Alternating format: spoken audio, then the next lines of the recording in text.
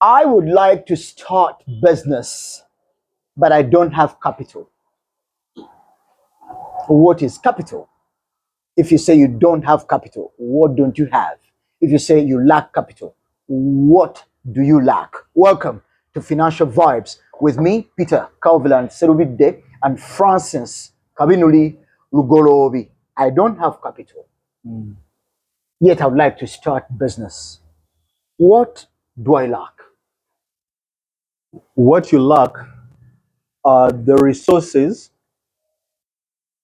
which are supposed to help you achieve that mission of starting a business. Okay. A business is anything which you do with an aim of making a profit. Okay. And the profit is supposed to improve the quality of your life. Okay. So, in order for you to start that business, which is going to help you make a profit, which profit is going to help you improve the quality of your life, you need resources. You need things of value, which are going to help you multiply which are going to help you multiply themselves into more things, which are going to generate that profit, which are going to improve your life. So those resources, those things of value, are what we call capital. Is money capital?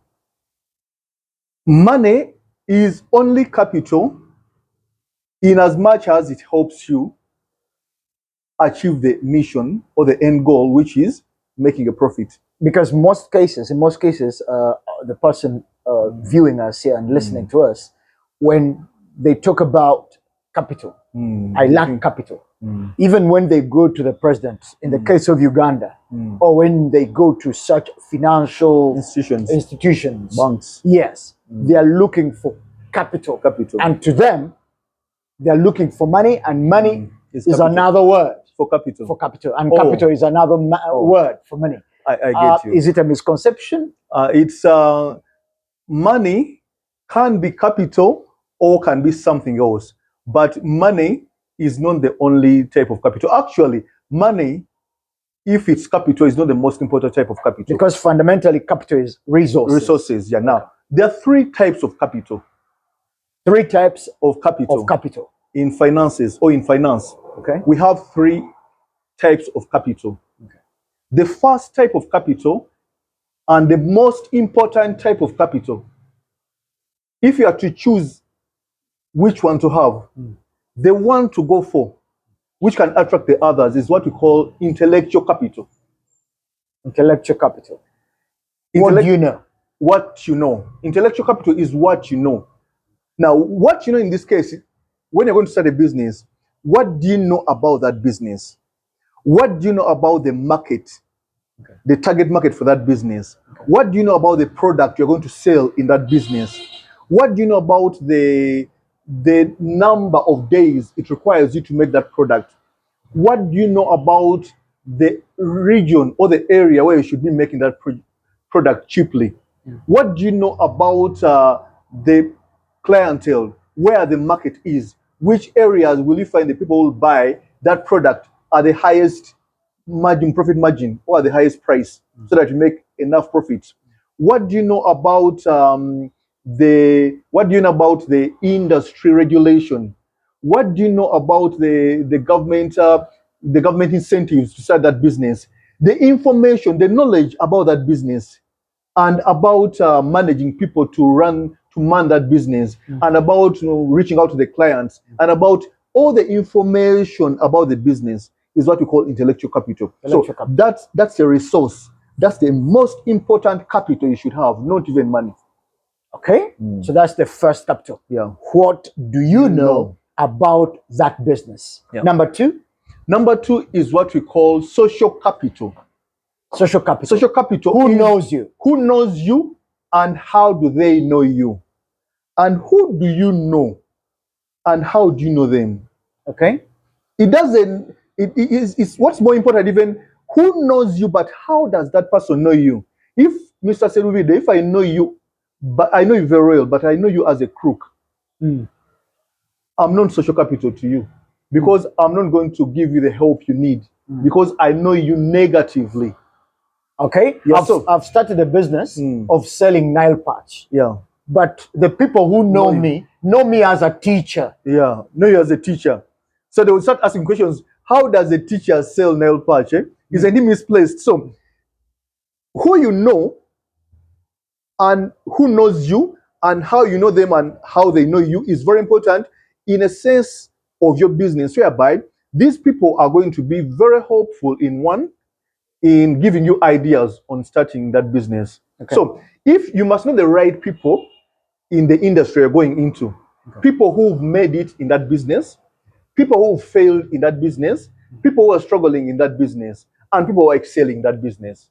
So if you know all those people, you should contact all of them, even those who have failed, because they will show you the pitfalls, all the issues concerned, all the risks you need to mitigate in that business. You should see the people who are struggling so that you still know which areas you need to prepare for. You should see people who have excelled so that you know which areas you should handle best to excel in that business. That is so social. then you should social capital. Then you should also know the market, the people. Some people are going to buy products from you, whatever products. Then if you're going to sell nail patch, which people do you know? People who eat nail patch. Do you know many people who eat nail patch?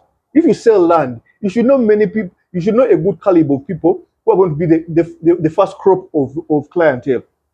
Those are the people you know. You should know people in the banking sector. If you're going to borrow money, for example, you know people in the banking sector will help you. So the people you know and how they know you and how you know them is very important, because even if they know you and even if you know them, if they know you negatively, it's going to negatively impact the business you're going to start. If they know you positively, it's going to impact your business positively. And if you don't know people, and if people don't know you, before you start that business, you must build social capital.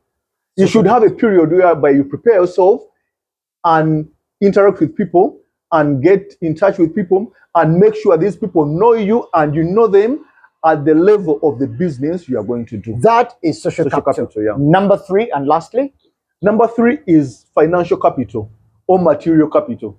And that's why people call capital actually. But actually, this last type of capital, the financial capital or money or any other resource, money, land, or inventory, or things like that, those we call those financial capital. Those tangible things of value, which are not people, which is not information or knowledge. Now, that type of capital can be gotten from the other two types of capital. If you have intellectual capital, if you know things about the business, it's very easy for you to know where to get money from because you have information of where money is. For example, I'm in the real estate business. But I know more knowledge informs me that, intellectual capital informs me that people in real estate mostly get money from financial institutions. So that's the intellectual capital I know. Now, the social capital is I should know people in financial institutions. So I can access financial capital using intellectual capital and social capital. So financial capital is the third type of capital, and it's the third most important. It's the least important of the three, because it can be gotten using the other two types of capital. So topmost, what do you know? What do you know? Intellectual capital. Next, who knows you? Whom do you know? How do you know them? How do they know you? Yeah. And number 3, what do you have? What do you have? That's the financial capital. And the financial capital can be gotten in 2 ways. We have very simple ways, 2 ways of getting financial capital, which is you either get it for free from who you know. You get me? Okay. From who you know, for example, your parents or your friends or your colleagues, people who can give you things, land for free, inventory for free, or can give you cash for free. I've seen so many startups getting money from parents. Someone starting a business and they're getting money from parents or from friends or from well-wishers. Or you can also borrow the money. Actually, most people who start up businesses, they borrow money from financial institutions. So you can borrow money. But then we'll be talking about borrowing at another stage.